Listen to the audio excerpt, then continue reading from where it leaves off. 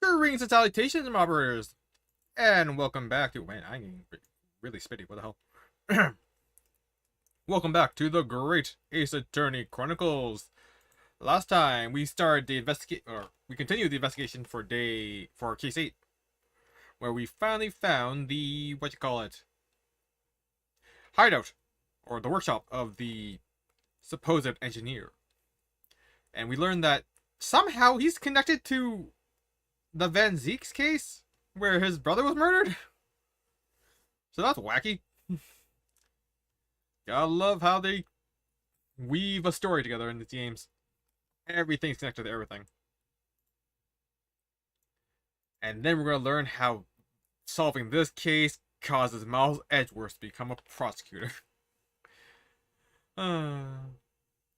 Anyways, moving right along. Let's finish up our deduction dance and I assume catch the guy to go to trial. So, shall we? Your curiosity is deeply stirred, no doubt, my dear fellows. What is it that Enoch Drebber has hidden inside that balloon?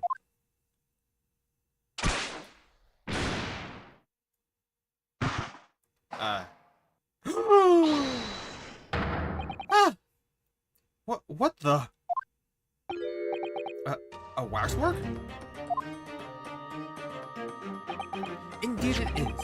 A waxwork head inside a metal mask. A mask that is shut tight and fastened with a strong and quite impenetrable lock.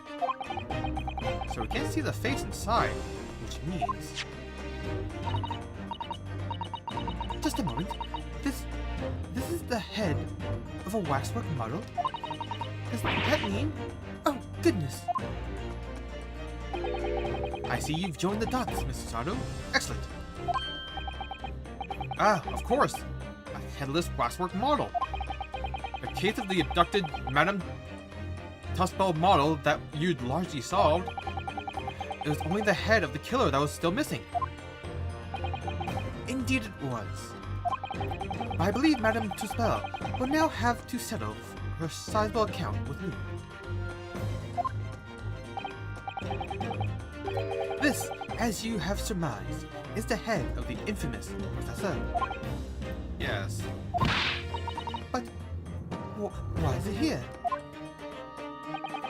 This conclusively confirms my suspicions.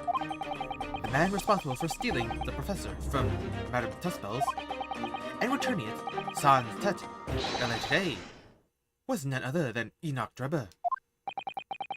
This is incredible. Professor Hairbrain's case and a waxwork abduction are... They're inextricably linked by Enoch Drebber's workshop. The waxwork head has been entered into the court record.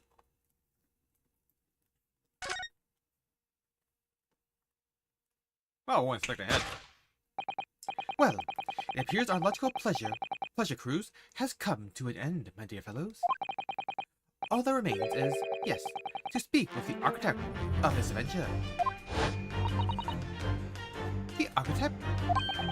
You mean Mr. Drebber? As it seems quite impossible that he escaped via one of the skylights. Obviously, the man must still be here in the room. What? And his location should be abundantly clear. If you simply reflect on the journey we've made together during this deduction. Enoch Drebber is right here, somewhere in this room. So, Mr. Naruto, will you do the honors? Yes, of course. Mr. Drebber's hiding place must be the... He's in the safe, isn't he? Look at all that mess in front of the safe. Yes, signs and accounting ledgers. Almost as if somebody was in a hurry to empty the contents of the safe, in fact. Well then. Take that!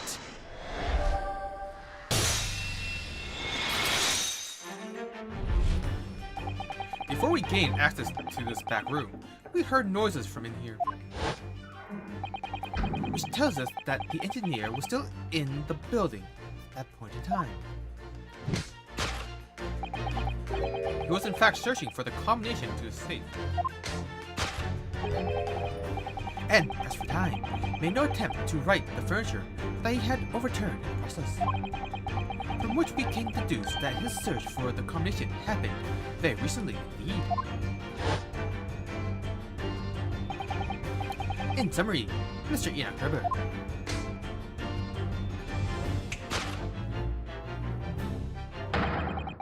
is at this very moment inside the safe. Thus concludes Sherlock Holmes' great deduction of this topsy-turvy puzzle. Oh, you want to play Professor Lane? That'd be fun on stream. Conclusion: inside the safe. Solved. Deduction complete. Elementary.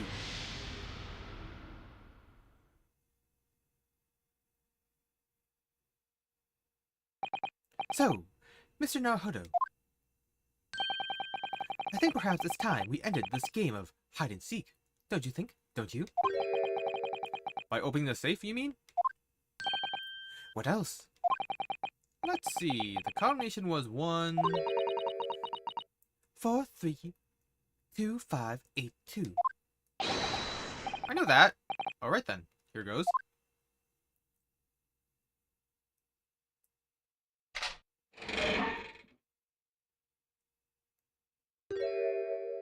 Hello.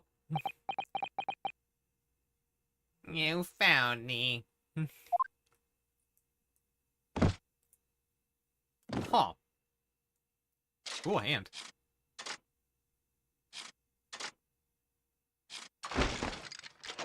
Oh man.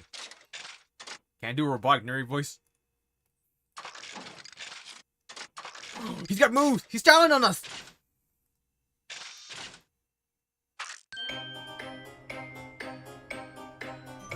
That was pretty damn cool. Right then, sir. Mr. Enoch Drebber, I presume. Correct. Ah, there you go. You better start talking. You tricked Professor Hairbrain with that bogus machine you built. And you shall have to explain the theft of the waxwork from Madame Tussauds as well. Whilst I would be delighted to answer your many questions, I need to pop and lock it. Personally, I would advise that you deactivate my little parcel first. Hand job motion activate. Deactivate? Your parcel? I refer, of course, to the time bomb I left in a most prominent position. Ah. Ha ha ha. I see. Stunned silence. You're all gearing up to die with me then? No!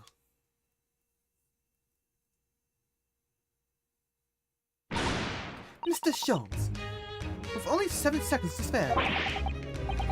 That was too close to for comfort. I've got one foot in the grave already. Are you trying to help us get a killer or get us killed? Mr. Holmes' deductions can be completely life-altering, can't they? Well, my dear fellows, that was a close shave. The resemblance to an anti-gravity device is really quite startling, I must say. Anti-gravity devices don't exist. Phew. I wouldn't push it, Mr. Holmes.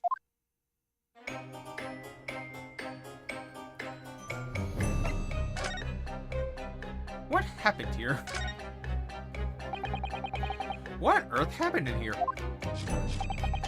You found me, haven't you? No need to screw me down any further. Everything in here is precisely what it seems. Yeah, well, we'll be giving it a thorough going over. Don't you worry, Drebber. What fails to click with me is how you were able to locate my workshop. That I was not expecting. Shrug initiated. When I heard whistling from the other room, I knew it was time to bolt. whistling? Ah, that would have been me. Oh! For some reason, I woke in fine fettle today.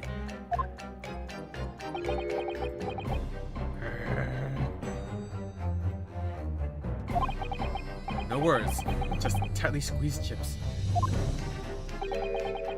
Clearly, I must have a screw loose, though, as I couldn't remember the combination for the safe. And another one loose, as I couldn't remember on which piece of furniture I'd written it down. We also found a rope over by the wall. Yes, I had hoped to exit through the skylight, but sadly, the rope was too short. So, I then settled about searching for the combination code to open the safe. And burning the incriminating blueprints, don't forget. Regrettably, though, you failed to retrieve the head from the balloon among the rafters.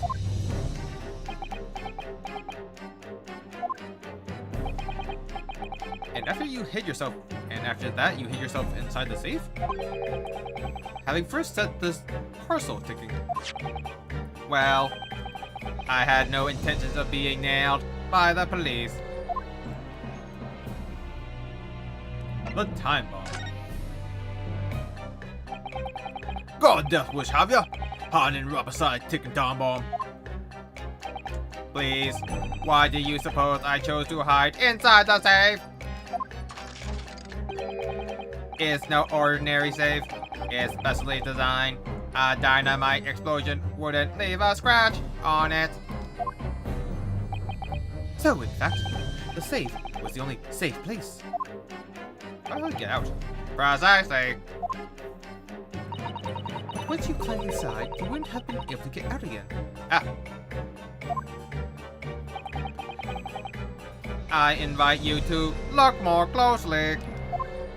Oh, with inside handle. The safe is fitted with a handle on the inside to allow the door to be unlocked from within. Ah, so it is. I had always intended to blow this place to smithers. In any case, I just wasn't expecting uninvited guests to come along and screw up my plans. Do you mean to say you were planning to blow us all up? No, that was unforeseen. What do you mean?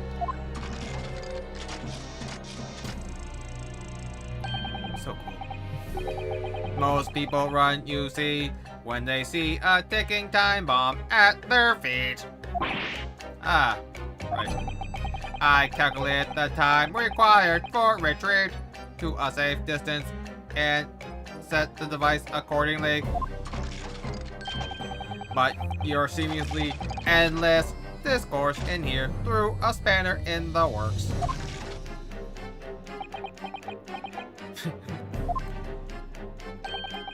Is something wrong, Quickson? Do I have something on my face? Besides the usual eyes, ears, nose, and mouth? Are your ears part of your face? Would you count that?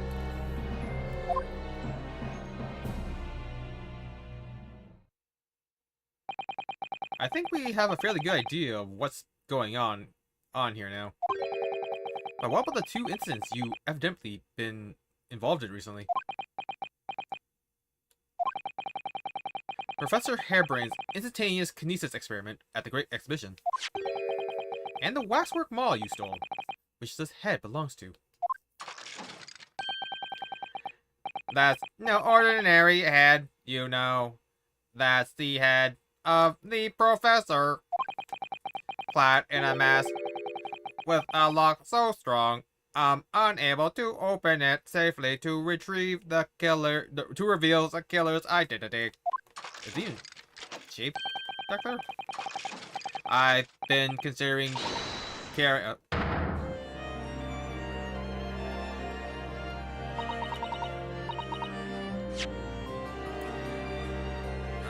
I've been considering carrying it around as protection, after all. That's enough. What's going on here, Gregson? I'm sure you're aware that I have sole jurisdiction to investigate here. Yes, well, Dr. Seed again. So the forensic investigation team are here. You know full well, this engineer is a key witness. Why are you allowing this lawyer access to him? If Lord Strongheart knew of this, we'd be finished.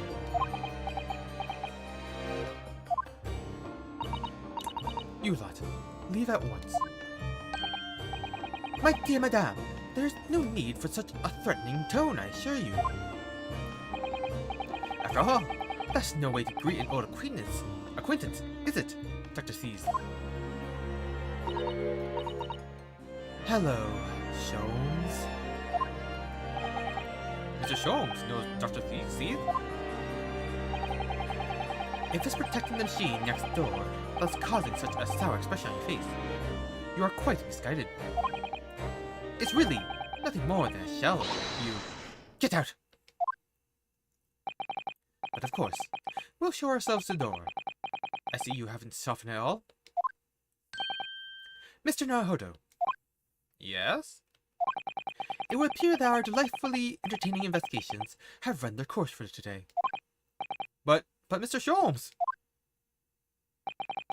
Let us leave this place in the doctor's capable hands. I said get out now. I said get out now. All of you.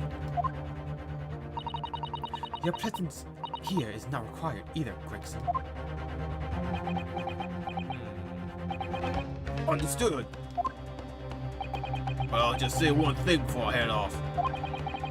If it wasn't for this lawyer and his companions, we'd never have found this place. And the whole workshop would have been blown to bits. There was a time bomb sitting here that this lot disarmed. Inspector!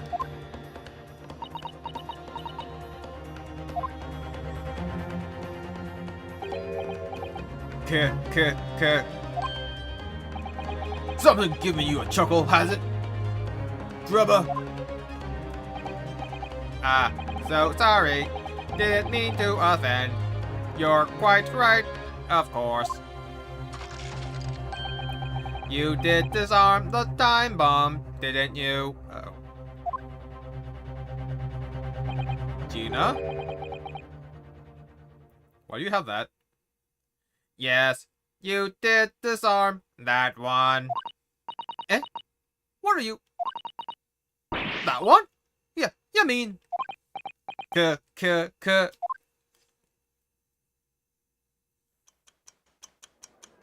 Uh-oh. Oh, son of a!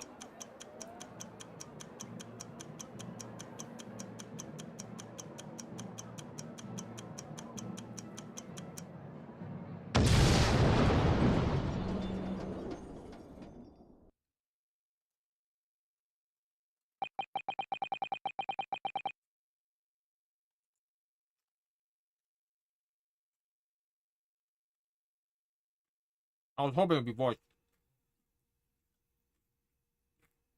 I never tell the game.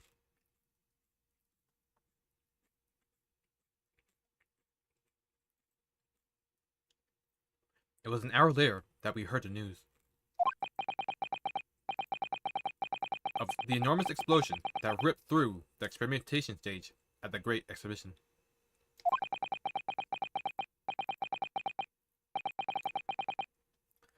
Professor Harebrain's invention and all his secrets were blown away forever. To be continued.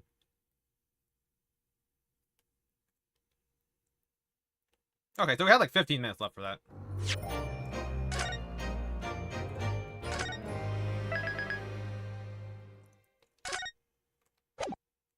I probably should push through, but yeah.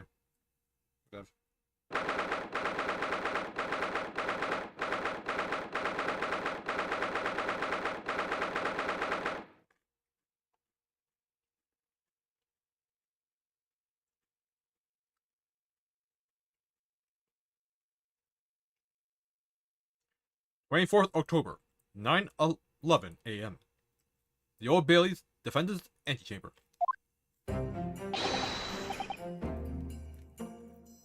Good morning to you, Mr. Nahodo. Ah, good morning, Professor. Ready for today's proceedings? I hope so. I should be. Even I, with nothing left to... Good morning, my dear fellows. Oh, Mr. Sholmes, you're here. Why, naturally, a true gentleman stands shoulder to shoulder with his friends in battle at all times. Thank you. I really appreciate it. I'll see you later then. Now, Professor, we really need you to remain calm in the courtroom today. Yes, do try your hardest not to enter the witness stand uninvited again.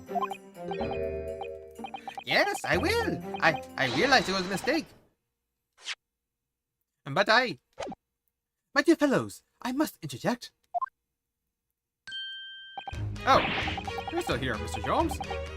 What's the matter? Surely you've overlooked some praise, have you not?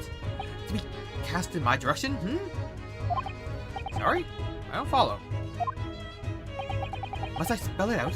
I, the great Herlock Sholmes, the greatest detective of worldwide acclamation, arose at some ungodly hour to be here now. First thing in the morning. A miracle, you must agree. Well, if I must agree, then... As you know, my sleep is quite impregnable. Iris had to employ her full gamut of tactics.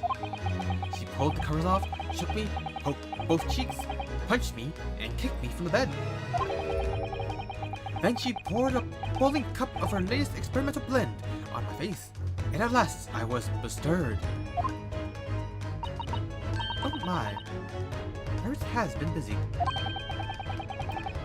Iris doesn't have it in her to go that far. She's too nice. I sense the spirit of a fellow scientist. One who relishes the infinite possibilities of blending tea. I'm the one worthy of praise here, not Iris. This is my victory.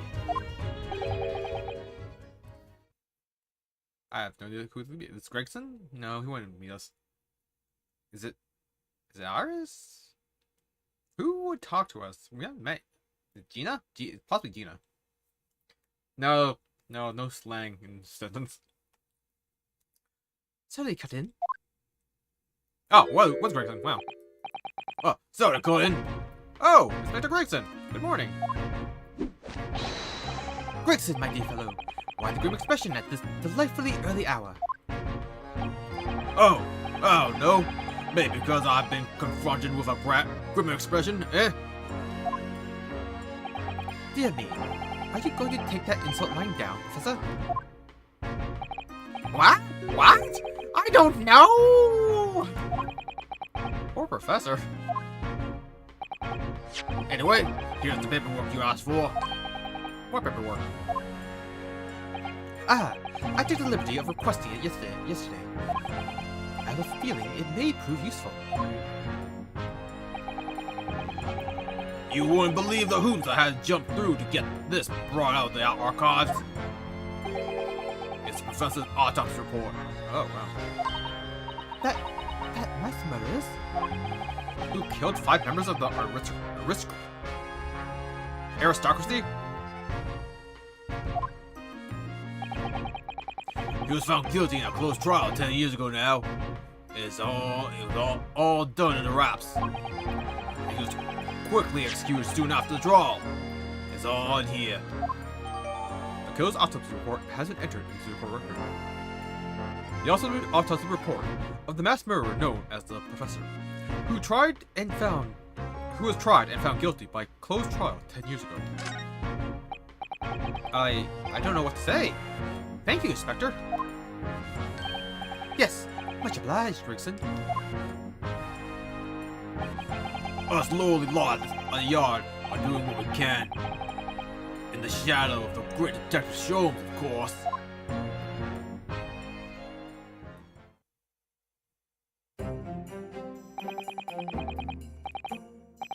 Well then, Professor Hairbrain, this is it. Today we're going to lay all this to rest at last. I wish you the best of luck, Professor. I suppose he'll be in there today, will he? Trevor? Yes, we expect the prosecution to summon him as a witness. I'm still amazed that you managed to find him with in just one day. I really owe you both so much. Counsel and the defendant. The trial is about to resume. Kindly make your way into the courtroom at once. I gotta learn to open my mouth when I actually talk. I keep talking through my throat. This is it then. The final chapter. Funny. Funny. My heart is racing a little. I've not felt this before, actually. This strange foreboding. As if something's going to happen in this trial that I'm not ready for. I can't let that distract me from the only thing that really matters. Finding the truth. Because I'm a truth seeker.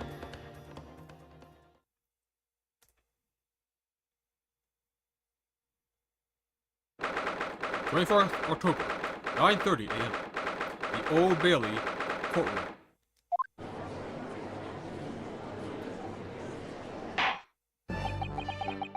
In the name of Her Majesty the Queen, I hereby declare this court to be in session again. We resume the public hearing of Albert Hairbrain, here present, who stands accused of murder.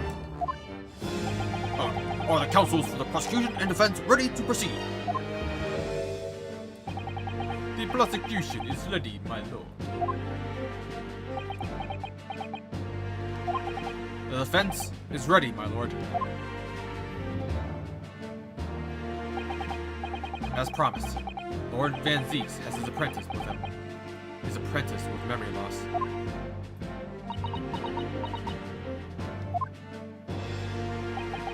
If I may, Lord Van Zeeks. Yes, my lord. There appears to be someone standing at your side. Ah, yes. My apprentice and assistant. The prosecution believes today's proceedings will see the complexity of this case rise considerably.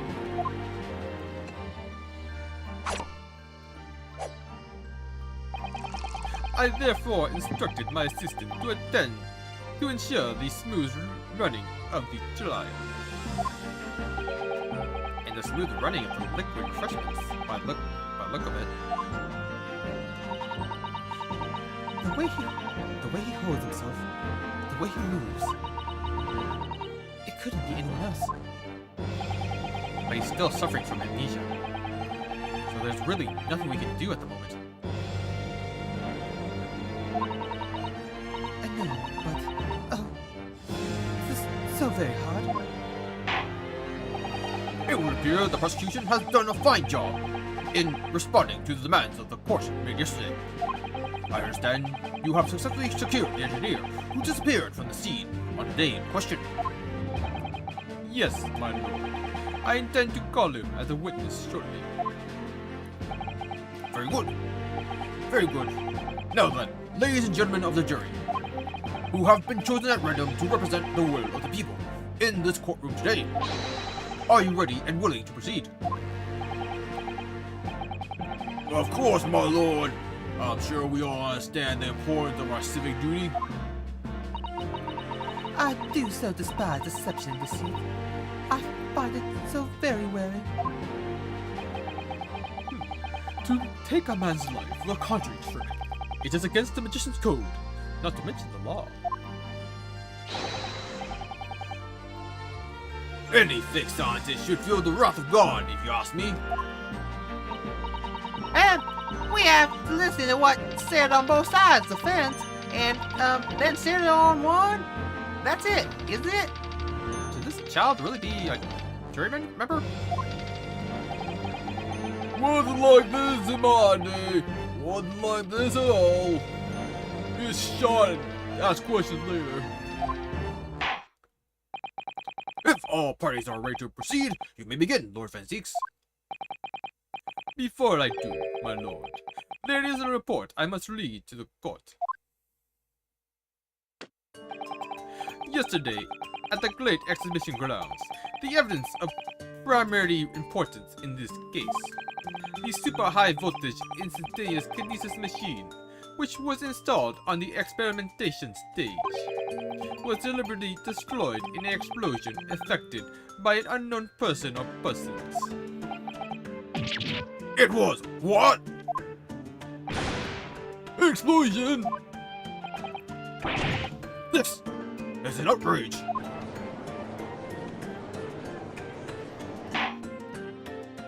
Yes, I heard this grave news yesterday. Scotland Yard submitted a report to my office in the evening. I read that machine was blasted to smithereens, smithers, and the wreckage reduced to ashes in the flames.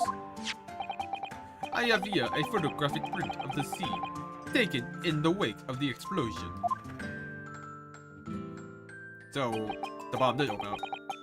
It shows what little remains of the machine.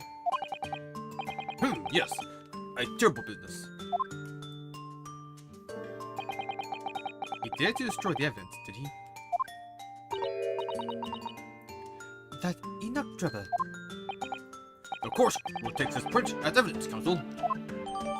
The post-explosion photograph has been entered into the record.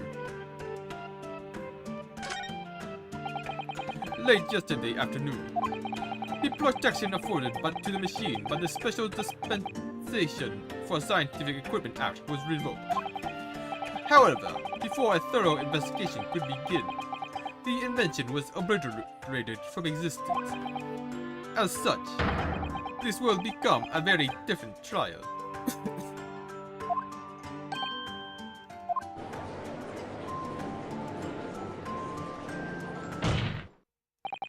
As it stands now, with no evidence on which to draw meaningful conclusions, the authenticity of the kinesis machine will remain forever in obscurity.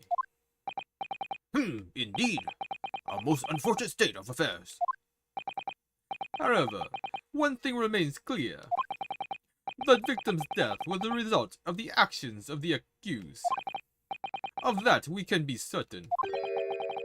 For it was the accused himself who was operating the machine and who ultimately caused its loss of control. Objection! As Lord Van Zeeks rightly says, this is a very different trial now. The accused accepts responsibility for his part in the events that transpired. He acknowledges that Mr. Asman died as a result of the accident caused by his machine's malfunction. However, unbeknownst to the professor, he was being deliberately deceived by a pair of very clever fraudsters. Names, Counsel, if you please. The engineer, Mr. Enoch Drebber, and the victim himself, Mr. Odie Asman.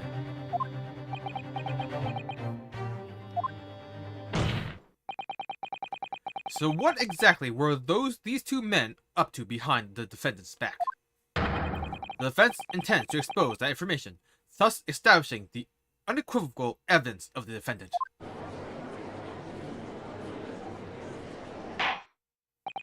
Thank you, Counsels. The positions of the prosecution and defense have been clearly stated. Lord Van Zeeks, summon your first witness, please. At once, my lord. The prosecution calls the engineer, Mr. Enoch Drebber, to the stand. I wonder how long it's going to take. State your name and occupation for the court. Name, Enoch Drebber. Occupation. Are to pin down, I would say. See that block, Chronicle? Yes, but I feel as though I've seen this somewhere before. Oh, you too? I had next to reveal itself.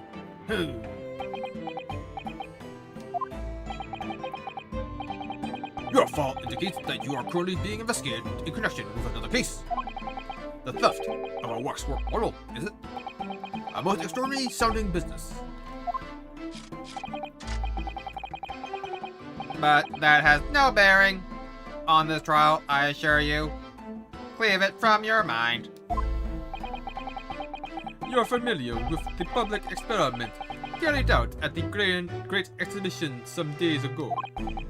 The accused super high voltage instantaneous kinesis demonstration. Yes, you could say that. I am aware of it. There was a terrible accident, wasn't there? It was you, Mr. Glover, who constructed the vast machine used in the experiment. Also, our investigation indicates.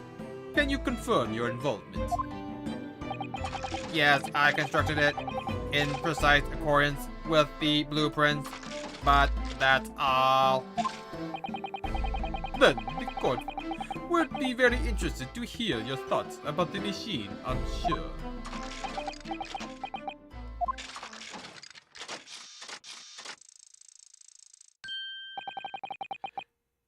An amazing device, if you ask me. The pinnacle of modern science, making instantaneous kinesis a reality at last. What? Good gracious! Do you mean to say that the experiment was bona fide? Is that your belief, sir? Yes, that is very much my belief. Such a waste that it blew up. Objection!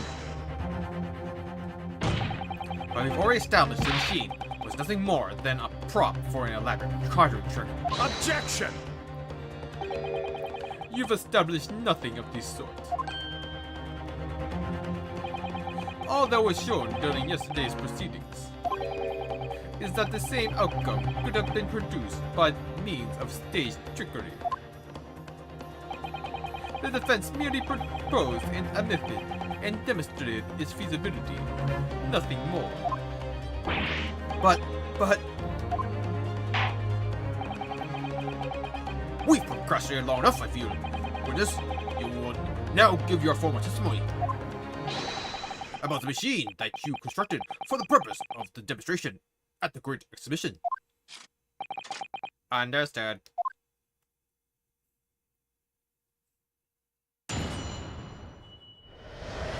Witness testimony. The kinesis machine. I should actually probably look at the evidence we got yesterday.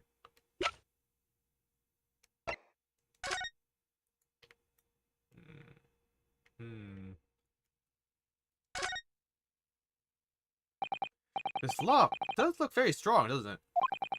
There's definitely no way you could remove the mask yourself if it was put on you. what a terrible way to treat someone. Even a convicted criminal. I know. It's starting to make me livid, actually. Mr. Naruto, please. I mean, just think about it. Imagine if you had an itch on your cheek all of a sudden. You'd be utterly helpless. Well, yes, that's true. But I'm not sure that warrants quite so much anger. Oh, right. Sorry. Well, I guess I know where your priorities lie.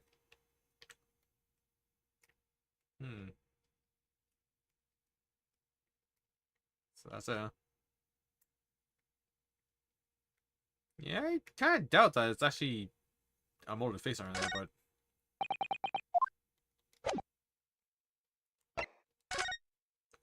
Let's see. Condemned prisoner redacted for confidentiality. Pseudonym the professor. Death by hanging confirmed at midnight, 17th June. By Courtney Stevens. Huh.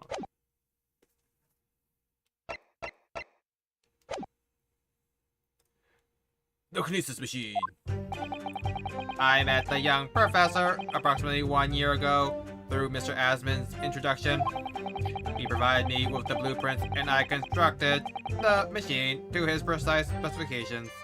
It was no trick. If the whole show was a fraud, it would have required a body double. Tell me, did the victim have a twin? All the spectators saw the birdcage appear above their heads and then crash headfirst into the crystal tower. A terrible accident, I grant you. Perhaps the science on which the machine was built was flawed somehow.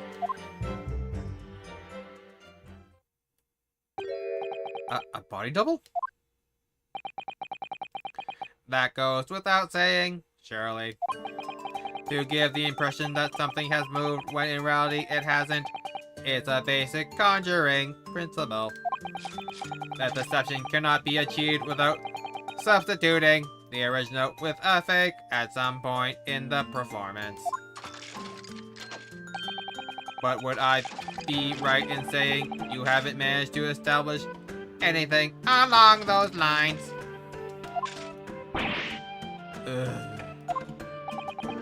Incidentally, the prosecution has already confirmed that Mr. Asman had no twin sibling. It's my understanding that this is well versed in conjuring artfulness. But such talents do not indicate that he was actually able to accomplish what he claims. Namely, the construction of what, by all accounts, must have been an extremely complex scientific machine. Whatever do you mean? Yesterday's proceedings brought the true nature of your past exploits to light, Mr. Drebber. Indeed it did, my lord. As a swindler who preys on innocent scientists to elicit government grant money through conjuring know-how. Yes, it's true that I possess considerable knowledge of stage magic. But crucially, my scientific knowledge more than matches that of any academic in the field. Investigation of the witness's workshop attests to that claim, my lord. As evidence, the police found this Royal Society trophy for young talent in science there. Yes, that's true. We spotted there ourselves. If my hypothesis is sound, it can be forged into a physical manifestation with sufficient skill. Though I may have sold the secrets of some deceptive wiles to sniveling, talentless scientists in the past. Would you therefore assert that the explosion of the machine was an unfortunate accident, or, of course, a deliberate act of murder carried out by misuse of the science?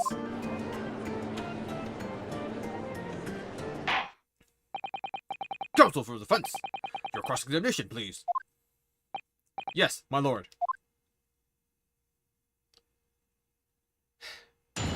Cross-examination. The kinesis machine. I met the young professor approximately 1 year ago through Mr. Asman's introduction. Hold it! So you're already acquainted with Mr. Asman himself? Not really. By chance, I'd seen his name mentioned in the papers, that's all. But I had no interest in his private affairs. If he was an unscrupulous investor, it was no concern of mine. So long as people pay their bills, I take up my tools and construct what they ask for. So why did Mr. Asman approach you in particular then? Who can say?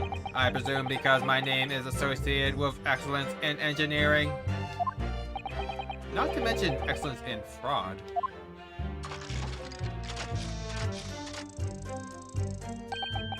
Hard to gauge, but the point is, all I did was construct the machine according to the blueprints I was given. In other words, the kinesis machine was built on solid scientific principles. Yes, you might say that. Professor Harebrain certainly has a mind like no other.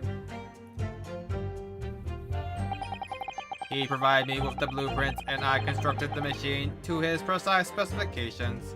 It was no trick.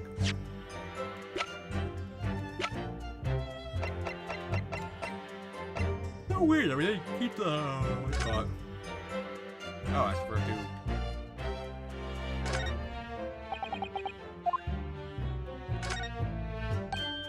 Ah, look here, Mr. Sato. Oh yes, the wood's cracked and broken though. I suppose because it fell from such a height? Yes, from a height at which the balloon was flying down to the crystal tower below. A fall about 30 feet, or 9 meters. leaving the man's side tragically died.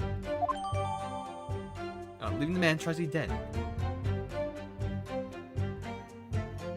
The sealed wooden birdcage has been updated correctly.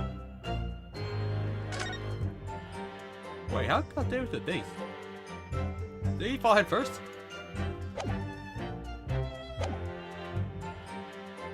Hold it! It's clear that it's clear that you have both scientific knowledge and knowledge of conjuring magic. However,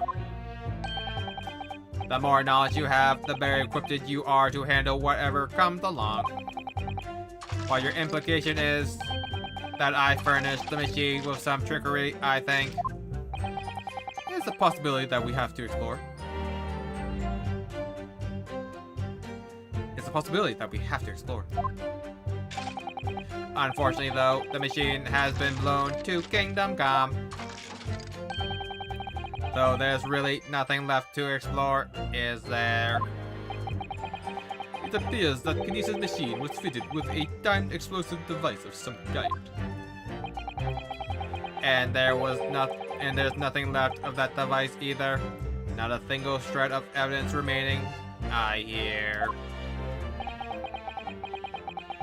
You must have planned all this from the outset. But in any case, it's abundantly clear that the experiment couldn't have been a trick. If the whole show was a fraud, it would have required a bottle double. Tell me, did the victim have a twin? Hold it! Of course, that's it. Mr. Asman was a twin! Objection! Perhaps my learned friend wasn't listening earlier. Mr. Asman had no twin siblings. No, I heard you before. But the thread of hope hadn't quite left me. The demonstration could have been a trick if there was somebody who looked sufficiently like the victim. But Dr. C's absolutely ruled that out as a possibility. It is beyond question that the victim himself, Mr. Asman, did move from the stage to the Crystal Tower. The fingerprints found at the scene attest to the fact. So it can't have been orchestrated using someone who looked identical to Mr. Asman then. What are you thinking, Mr. Naruto? Oh, no, nothing. Just that the idea of someone who looks identical to the victim Is playing on my mind. All the spectators saw the birdcage appear above their heads and then crash headfirst into the Crystal Tower. That's Hold it. It crashed head first, you say? Oh, my God. According to many witness reports from there at the time, yes. Were you not there at the exhibition grounds on that day?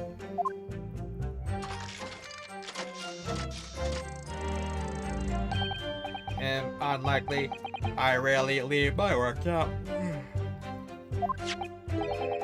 Yet another of your unique inventions was found at the scene.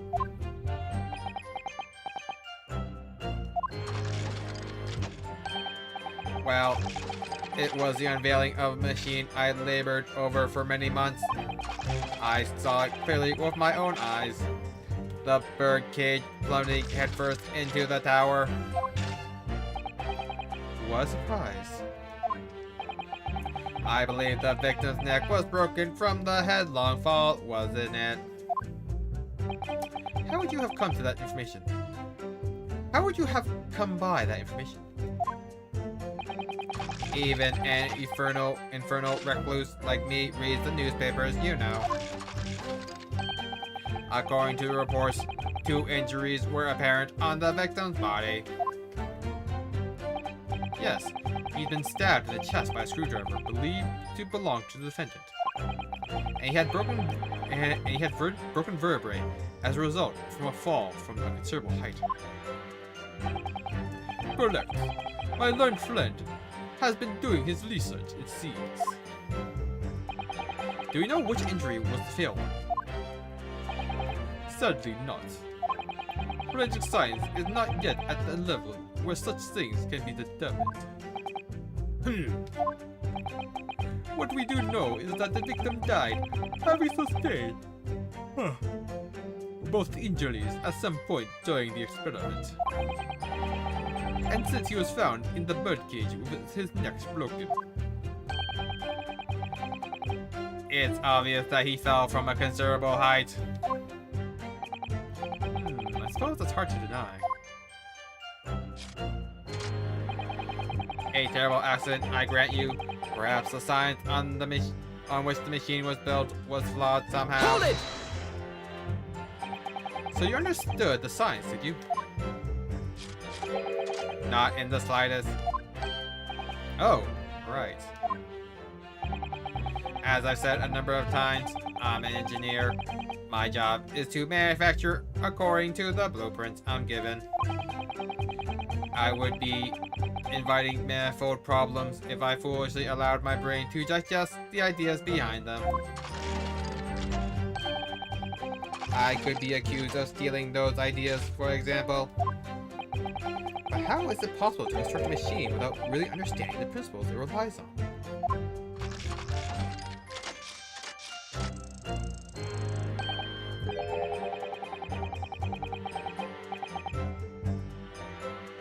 Well, you're practicing law without really understanding the principles it relies on, aren't you? What? A very good point. And up for yourself, Mr. Naruto. The point is, the experiment resulted in instantaneous kinesis taking place. As such, the science must be sound. Yes, and really, experimental results are all that matters when it comes to proving a hypothesis. He's certainly very sure of himself. What do you think, Mr. Naruto? Well, now that the machine has been completely destroyed by yesterday's explosion, it's going to be impossible to argue its authenticity one way or another. But if we're unable to establish that it was a huge piece of stage trickery rather than genuine science, we will have no ground on which to demonstrate Professor Harebrain's innocence. Both Mr. Asman and this man is in the stand. Oh well. I'm getting exhausted by talking too much. Both Mr. Asman and this man in the stand tricked the professor and used him. They took advantage of his naivety, his unbending belief in his work, and I won't let them get away with it. And seeing his professor as an old friend of Lord Van Zeek's, what on earth must he be feeling toward Trevor?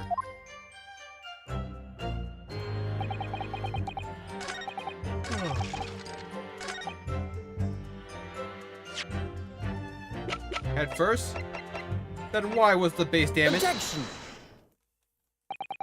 We've examined the birdcage that crashed into the crystal tower ourselves. As you can see, the cage, which is a wooden construction, has sustained damage in one particular spot. Following the explosion, it fell some 30 feet into the glass of the crystal tower. That level of damage is to be expected, surely. I agree. The damage itself is entirely understandable. What doesn't make sense is the location of that damage.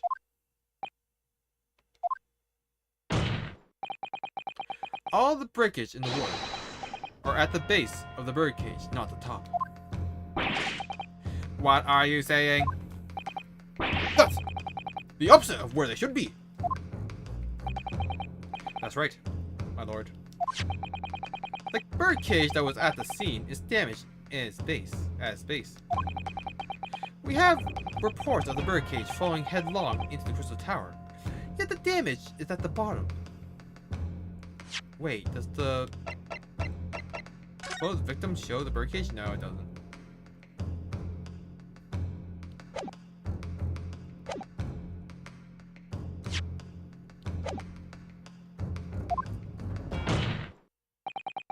The only way to reconcile these two facts is to accept that there were two birdcages in play that day, which were at some point switched. Switched during what was wasn't a scientific experiment at all, but an elaborate piece of stage trickery. Yeah, okay. Good gracious! Explain yourself, witness! Well, If we examine the facts, there is only one logical conclusion we can draw. The damage on the base of the birdcage clearly indicates that it clashed tail first into the tower. Objection! But multiple witness reports claim it fell head first. The birdcage materialized in the sky next to a balloon flying over the stage, following a spontaneous explosion. At an altitude of some 60 feet above the ground level, which is approximately 18 meters. it then proceeded to fall some 30 feet into the crystal tower. In the ensuing flagration, witness reports amid such chaos are notoriously unreliable. Objection! But the victim's neck was broken. Objection! He plummeted 30 feet inside a heavy wooden cage. However he fell, it would be unsurprising to find one or two of his vertebrae crushed. I don't know, his body's pretty intact.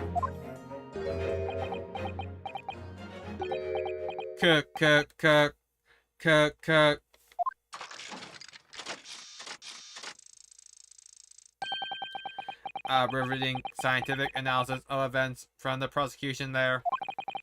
Though to be even more rigorous, you would have to say it was only one vertebrae, actually. What? He wasn't quiet for long. I find it hard to see what's motivating Lord Van Zieks. This witness is clearly a swindler, and one who deceived a personal friend of his. If you're going to establish this deception, do it right.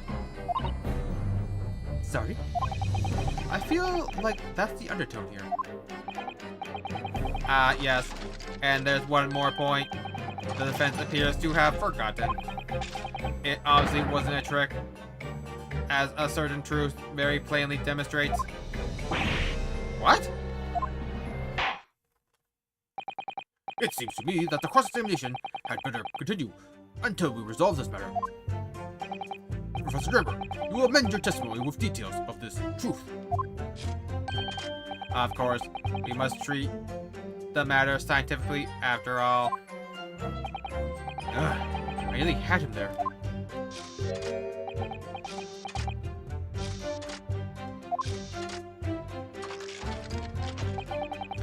The kinesis clearly took place because there's nowhere else 30 feet high for the birdcage to have fallen from. Hold it! What do you mean? Well, before the demonstration began, the victim was alive on stage in front of the audience. Yes. There are lots of witnesses who saw Mr. Esmond on the experimentation stage, that's true. And the victim's neck was broken as a result of an impact following a fall. Logically, therefore, the victim must have fallen from somewhere.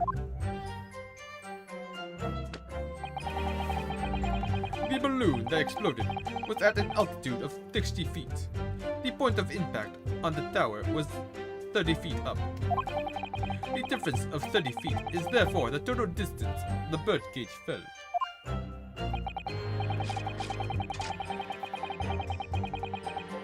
And there's no other location from which the cage could have fallen that distance if it didn't drop out of the sky. Ergo,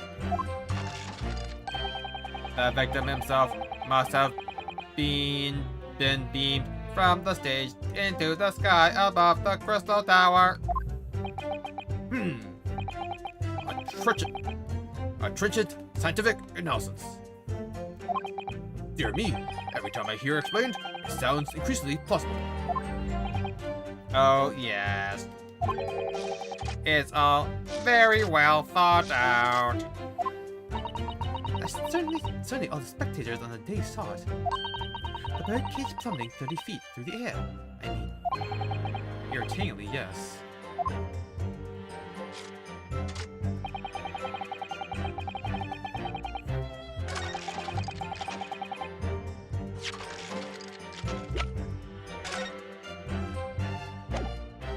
What about this giant hole? Objection! Ah, didn't count. Seriously? The defense would have to object to that statement, my lord. And I would have to overrule your objection, counsel. The defense would have to accept the penalty given.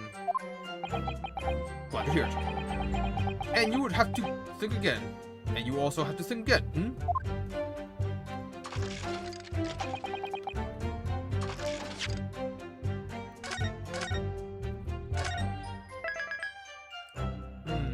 Do we show the floor plans then?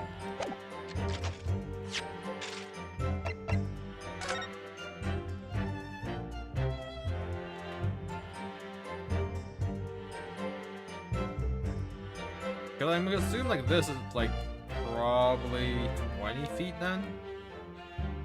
That should be enough to break the cage. Objection! Okay, what was that one? Always one or the other. God damn it. This is a diagram of the experimentation stage and its surroundings.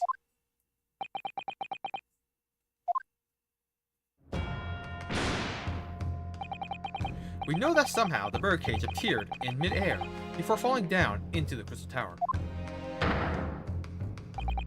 A fall of about 30 feet, or 9 meters. However, if you examine the diagram carefully, you'll see that there is one other possible location from which the birdcage could have fallen. The same distance of 30 feet. No.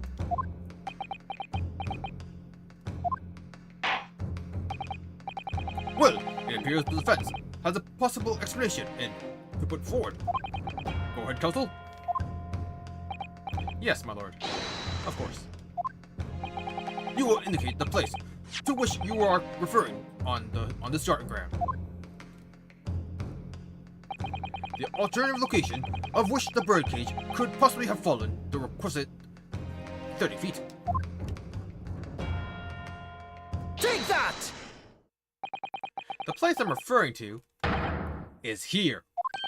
But thus, where the birdcage would have been to begin with. Which is exactly the point, my lord. Yes, the birdcage was in the machine on the stage. But what we must also consider is the height of the stage itself. Go on, counsel. It turns out the experimentation stage was built at a considerable height above ground level. If you look at the diagram, in fact, you'll see it's about the same height above the ground as the balloon was above the crash site.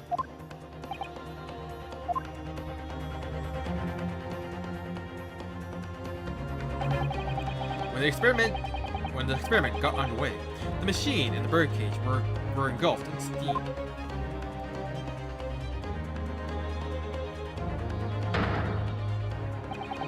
At that moment, the floor of the stage gave way, and we assumed there would be a void underneath. And if we assumed there to be a void underneath, this birdcage and the one seen by the audience would have fallen almost exactly the same distance.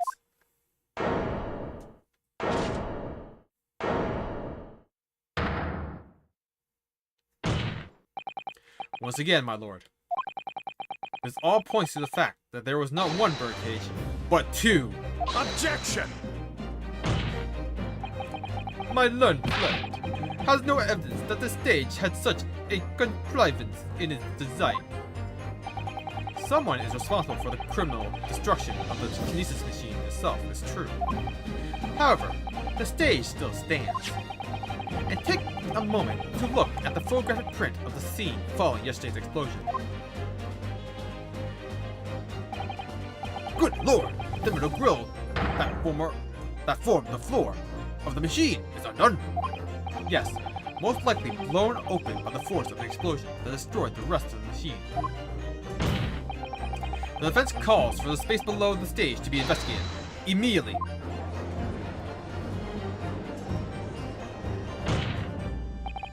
Mr. Drebber! It was you who built the kinesis machine. Which means that it was you who built the 2 bird cages that were used to carry out this deception.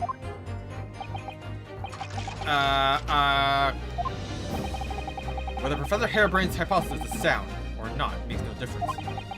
Because it's the construction of this machine that matters. A machine designed to take Mr. Aspen's life. And lay the blame firmly at the professor's door. Something that could only have been carried out by you, Mr. Enoch Drebber. Grr. Quack. Objection!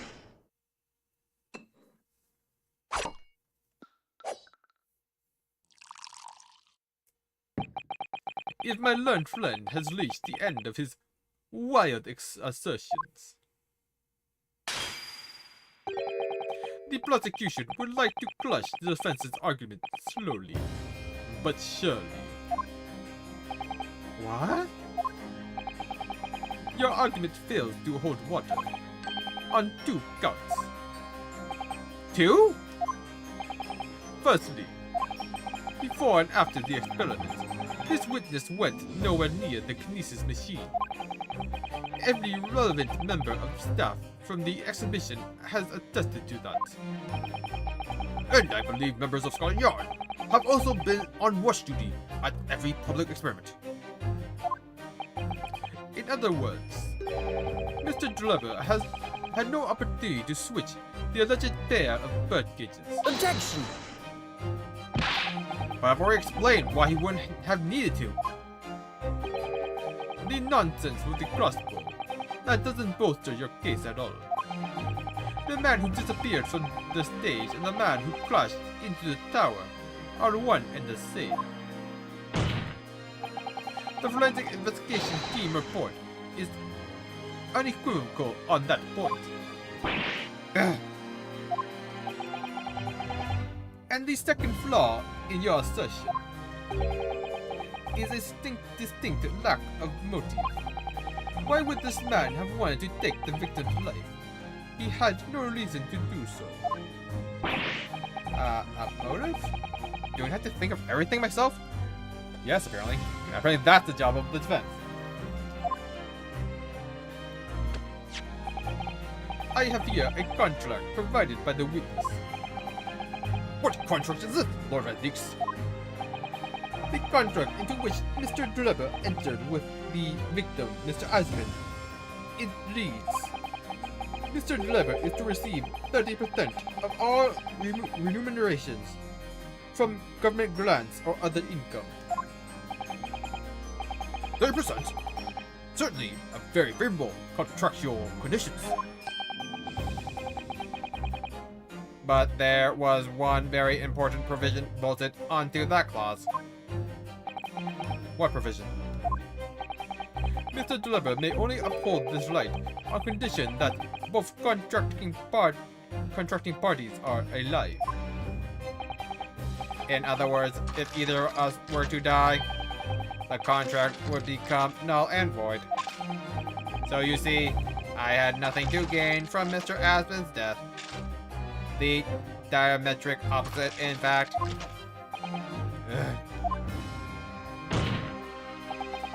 Need I say more? The witness had neither an opportunity nor a reason to commit the alleged crime.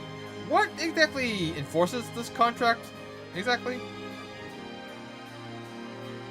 Because if he's dead,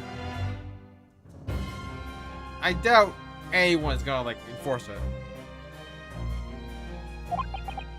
In short, the possibility of Mr. Drebber having done as you suggest is nil. Well, I think your math is off there.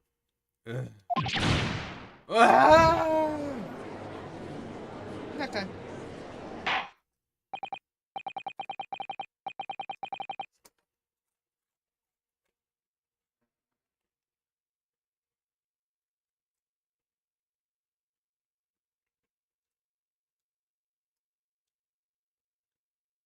It seems the defense's assertion was somewhat wide of the mark.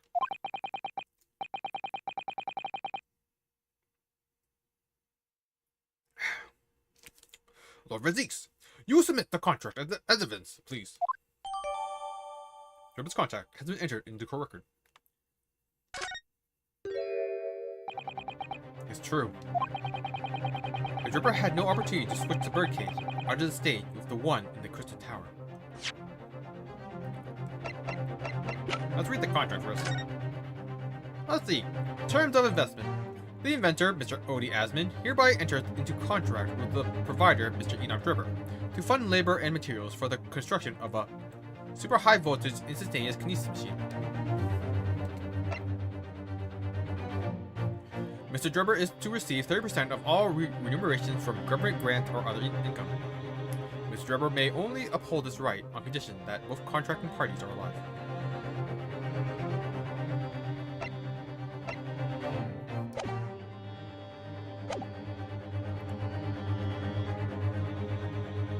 If Dribber had no opportunity to switch the birdcage under the stage with the one in the Crystal Tower, he couldn't have done it, and in any case, I have no idea what his motive might have been. There's one aspect to your argument that still holds true, however. There were 2 birdcages. The prosecution is unable to deny that. So I'm sure you're on the right lines, Mr. Naruto. And I've no doubt that there are other aspects of your assertion that are undeniable truths too. Well, it would seem the defense has no rejoinder to offer.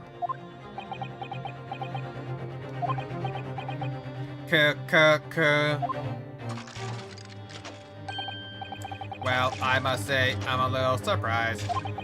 I came here to testify about the machine I built, and instead my reputation is defiled. But the prosecution's counter has set the record straight, I think. It's impossible that I'm the culprit. Objection!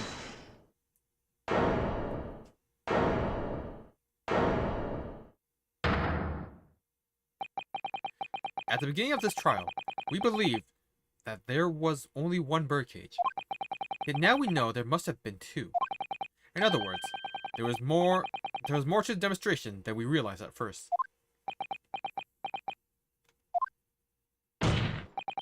I think it's abundantly clear that the same applies to the culprit. Get to the point. The stage demonstration was constructed and set up in its entirety by you, Mr. Dribber. Therefore, it's inconceivable that you had no hand in the events that transpired.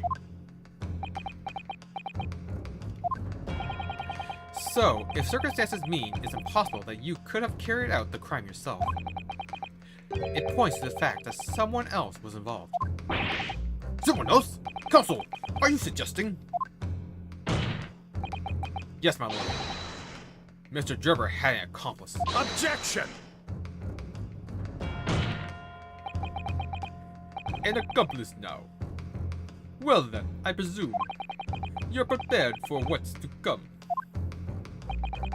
Now that you're accusing not only this witness, but someone else of the most serious of crimes. If these accusations turn out to be false, then make no mistake.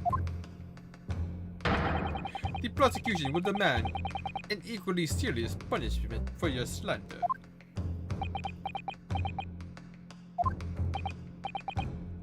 Well, counsel, do you intend to pursue this course and formally accuse another party of involvement in this matter? What do I do here? At the moment, this is a little more than a hunch on my part. I don't know for sure if Dribber had an accomplice, or even if he really is the culprit here.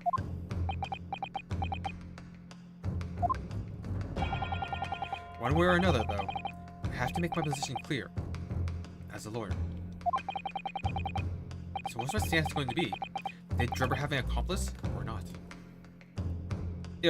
It was Asmund, wasn't it?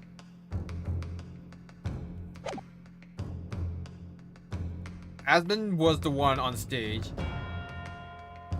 who... And the wax doll was the one in the balloon.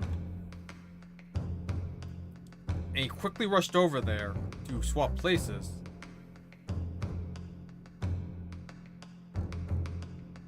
I don't know how long it takes. It's going to be physically impossible, but I'm pretty sure it's Asmund. I'm going to name the accomplice. The defense is ready to name Mr. Gerber's accomplice. Somehow the two bird cages must have been switched. Everything points to that. Yet according to the coroner's report, that's not a possibility. But that inconsistency itself is a clue. Counsel, My lord? you have received a stark warning already. If you are nevertheless determined, then I must now ask you to identify this alleged accomplice by name. So, your answer, please. Who do you claim to be Mr. Gerber's accomplice? One... Gina Lestrade.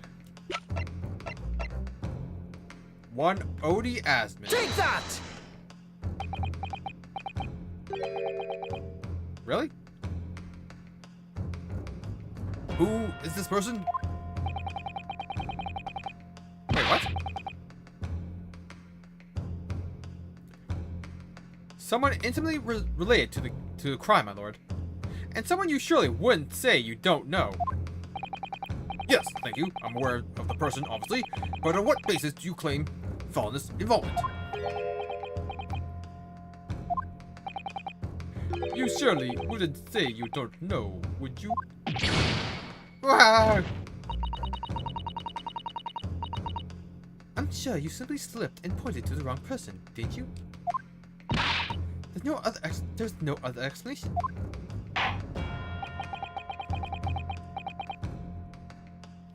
No slip-ups this time, please, Counsel. Who do you claim to have been Mr. Gerber's accomplice?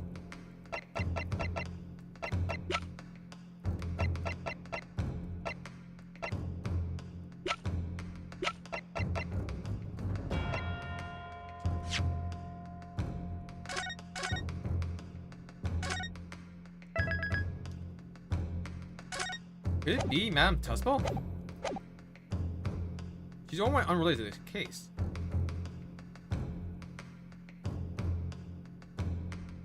Take that! No, it's not.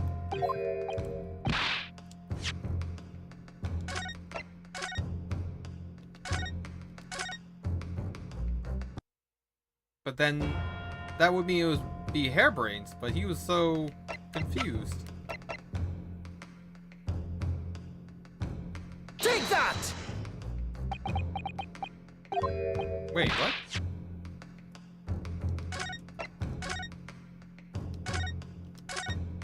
Huh. Wait, who do I present here?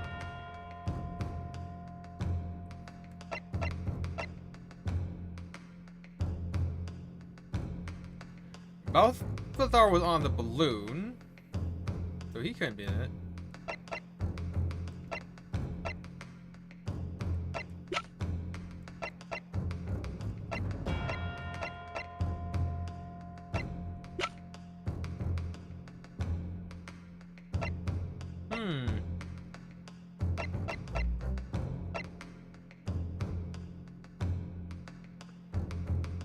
Gerber himself?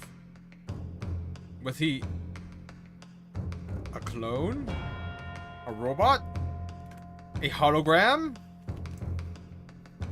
A doppelganger? Is there magic involved? Wait, there's magic involved, right? We're conjuring. Take that! Nope. Okay, that's not. Huh, I'm kinda stumped. All my logical reasonings have led to a dead end. Huh. So I'm not seeing the full picture.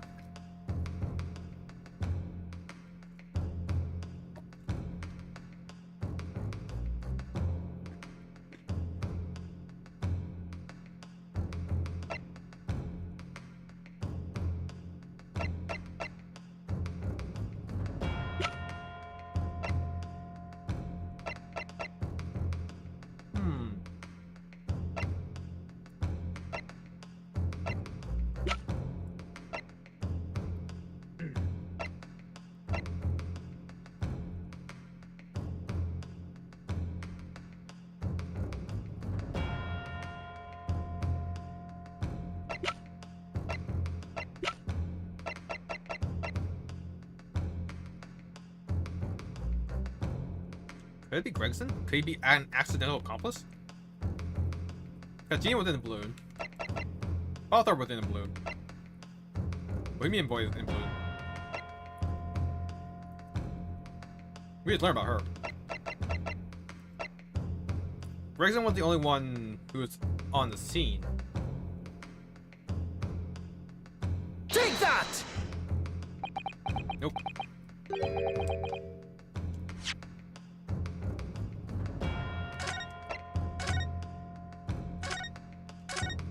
Hmm.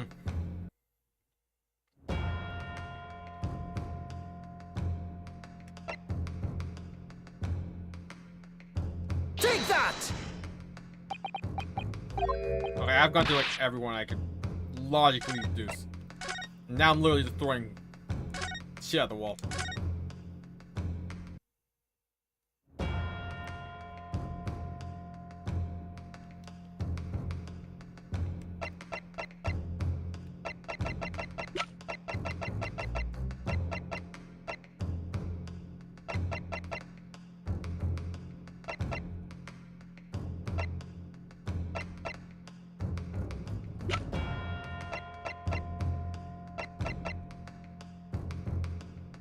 Who could have been?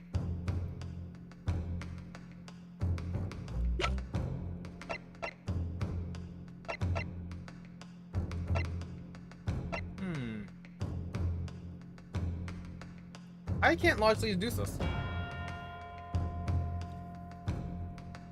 Because I thought Mr. Asman would have, like, been in on it, like, originally to, like, get the grant money. And they both split it 70-30. And he was just backstabbed, like, at the final moments. But that wasn't it.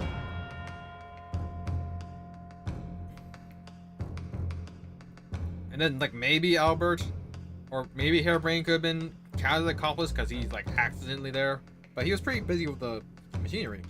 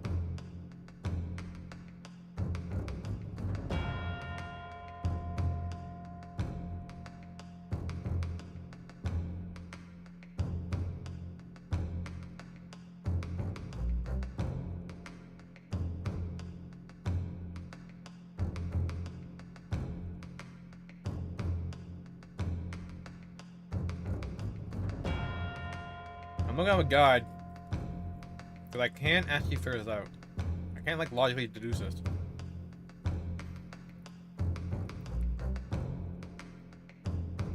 Also, apparently, you're almost done.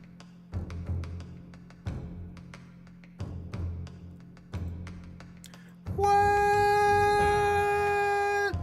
Corruption? What a twist! I didn't expect this at all! I mean, that was a possibility, but I didn't think they would do that this early.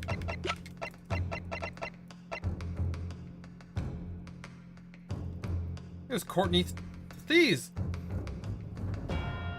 It's been a scam all along. Take that! Ow.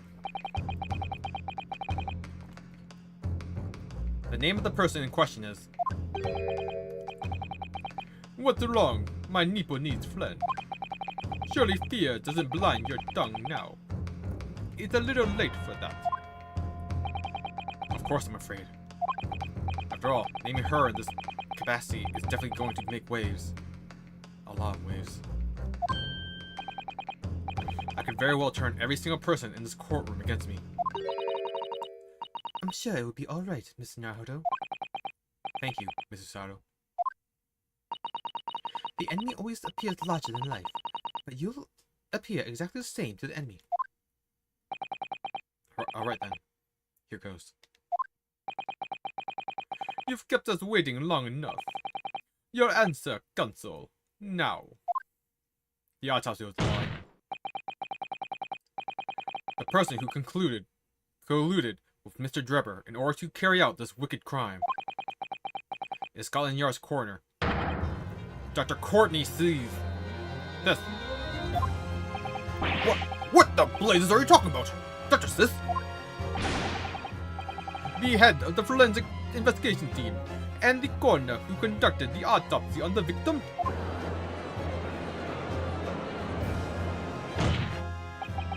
We know there were 2 bird cages, so who could have carried out the switch to complete the illusion? The accident happened in front of a huge crowd of spectators, and the area was immediately sealed off. Then everyone, police officers included, were banished to make way for the forensic investigation team. Right, that did happen. When else could the switch have occurred? It can only have been in that team's presence. It's essential that the court determines exactly what happened following the incident. The defense demands that Dr. Sith be summoned to the witness stand at once to testify.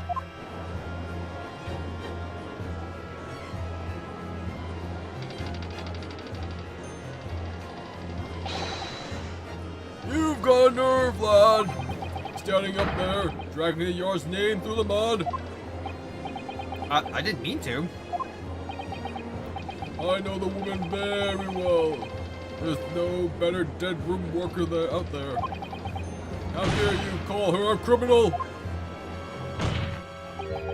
My learned friend's imagination appears to be wilder than the East End at night.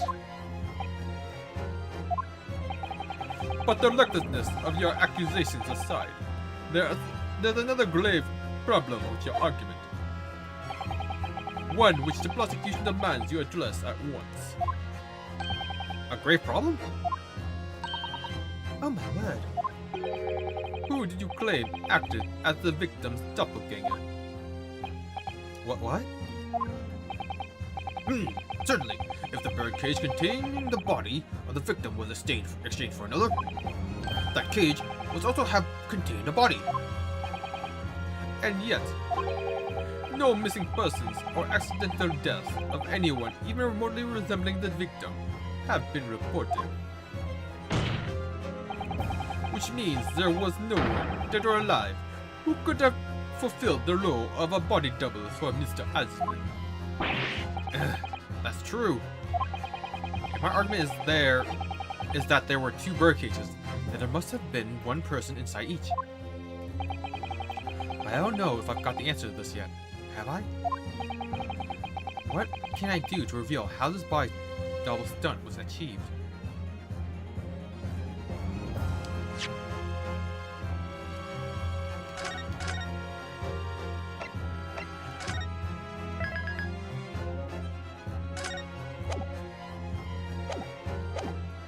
I know it's a wax figure, but I don't know how to pronounce this.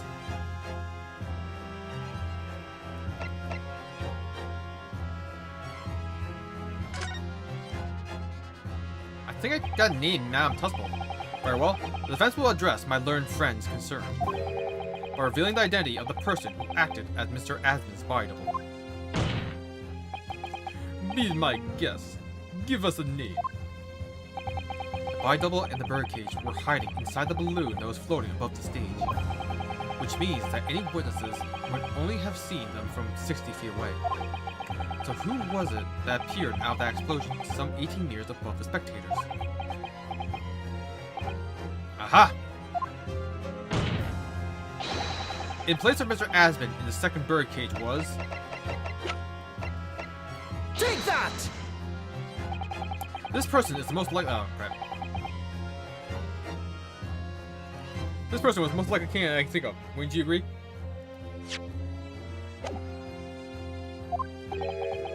I would not. Would anyone? I'm sorry, Mr. Naruto. Even you're turning your back on me, Mr. Sato? I must be really wide of the mark. You have a head. Try using it. Oh wow, they gave me a head. I must ask you to reconsider your answer, Counsel. I don't know if I got an answer.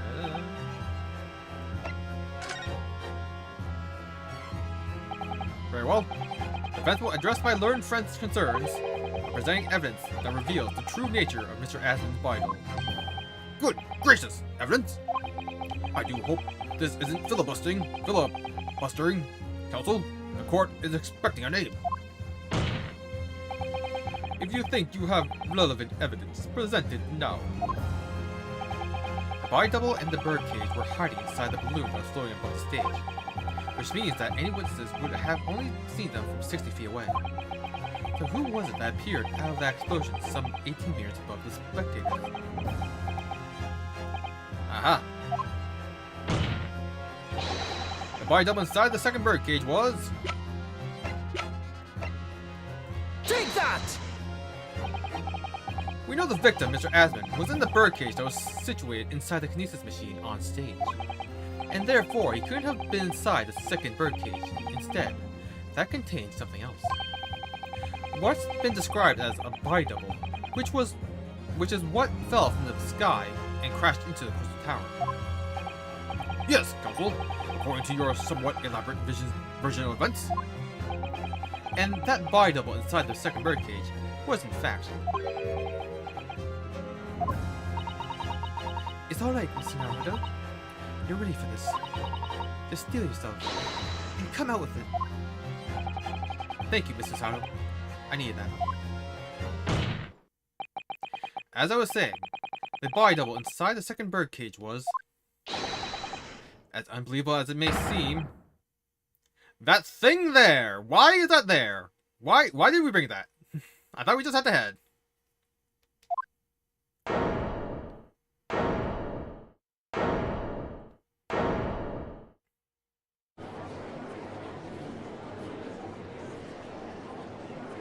Objection!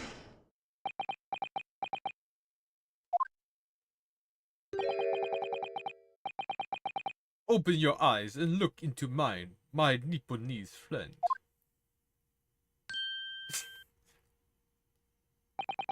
Now tell me, what are you playing at?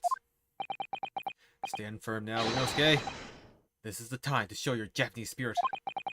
As the court will observe, this is a waxwork model. Oh, come on, man. You know, we have the evidence. A model, in fact, of an infamous London murderer from 10 years ago. The Professor. Objection! You started by indicating the leader of the forensic investigation team as an accomplice in this crime. And now you've moved on to indicating waxworks. Yes! That's about the size of it. But why? And why this waxwork? It looks nothing like the victim. In fact, it could hardly resemble him less. What possible justification can you give? If you want to know why, ask Mr. Drebber. What? Just days before Professor Hareberry performed his public demonstration, Mr. Drebber abducted this model from Madame Tuspel's. Did you say abducted? And 2 days after the incident at the Great Exhibition, he returned it to the museum. Then, the timing. Is this true, Mr. Drebber?